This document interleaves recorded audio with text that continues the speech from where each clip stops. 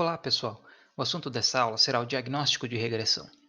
Veremos agora como identificar o problema da autocorrelação e como resolvê-lo. Vimos na última aula que o problema de autocorrelação é muito comum em dados de séries temporais. Para essa aula, utilizaremos uma base de dados dos Estados Unidos entre 1947 e 2000. São informações referentes ao consumo agregado. São quatro variáveis, sendo o consumo, a renda e a riqueza em bilhões de dólares e a taxa de juros real. Existem métodos formais e informais para verificar a presença do problema da autocorrelação na regressão. O simples fato de a base de dados possuir uma estrutura de série temporal já é motivo de suspeita. Outros métodos informais incluem a análise do gráfico dos resíduos no tempo e a análise do gráfico dos resíduos atuais contra os resíduos defasados. Já entre os formais estão os testes de autocorrelação. Existem vários, mas os mais utilizados são os testes de Derby-Watson e o teste de Breusch-Godfrey, ou teste BG. Os nomes são referências aos desenvolvedores dos testes. Ao estimar um modelo para explicar a despesa agregada de consumo nos Estados Unidos, obtemos os seguintes resultados. Eles sugerem que o modelo é significativo pelo teste F, e com exceção da interseção, as demais variáveis são significativas a 5%. O coeficiente renda é conhecido como propensão marginal a consumir. Cada dólar adicional de renda promove um aumento de 73 centavos no consumo. A riqueza também tem impacto positivo sobre o consumo. A cada dólar adicional na riqueza, aumenta em média o consumo em 4 centavos. Por fim, a taxa de juros, como esperado, tem um efeito negativo sobre o consumo. A cada ponto percentual adicional na taxa de juros, o consumo cai em média 5,52 bilhões de dólares.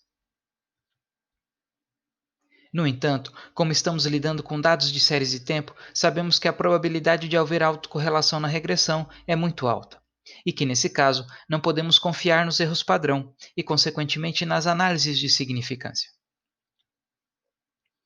Agora que suspeitamos que nossa regressão apresenta autocorrelação, vamos verificar o gráfico dos resíduos no tempo. Qualquer padrão observado nos resíduos ao longo do tempo, seja positivo, negativo ou cíclico, pode sugerir a presença do problema de autocorrelação. Em nosso exemplo, parece haver um padrão cíclico. Outro método informal que podemos utilizar é um gráfico de dispersão entre o resíduo atual e o resíduo defasado, ou seja, o resíduo do período anterior. Caso identifique-se uma relação positiva, negativa ou mesmo de outra natureza no gráfico, existe evidência de presença de autocorrelação. No nosso caso, vemos uma relação positiva, ou seja, valores atuais dos resíduos são geralmente maiores que os do período anterior. Apesar dos métodos informais indicarem a presença do problema da autocorrelação, os testes de Durbin-Watson e o teste de Breusch-Godfrey, ou teste BG, são normalmente usados como métodos formais para o diagnóstico do problema. O teste ou estatística de Durbin-Watson consiste em uma espécie de coeficiente de correlação entre o resíduo atual e o resíduo defasado. Valores próximos de 2 indicam a ausência de autocorrelação. Como o valor de probabilidade do teste é menor que 5%, indica que é muito provável que a regressão tenha autocorrelação. Rejeitamos então a hipótese nula em favor da alternativa. O modelo sofre do problema da autocorrelação, ou seja, os erros padrão, testes T e F são inválidos, não podemos fazer a validação do modelo com eles. O teste de autocorrelação de Breusch-Godfrey, ou teste BG, consiste na estimação de uma regressão onde o resíduo é a variável dependente e o resíduo defasado aparece como variável explicativa.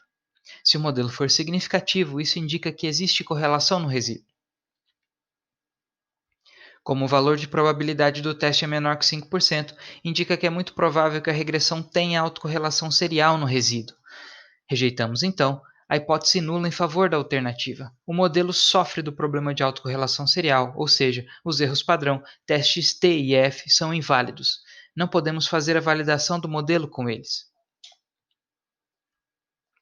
Quando detectada a presença do problema de autocorrelação, o que podemos fazer?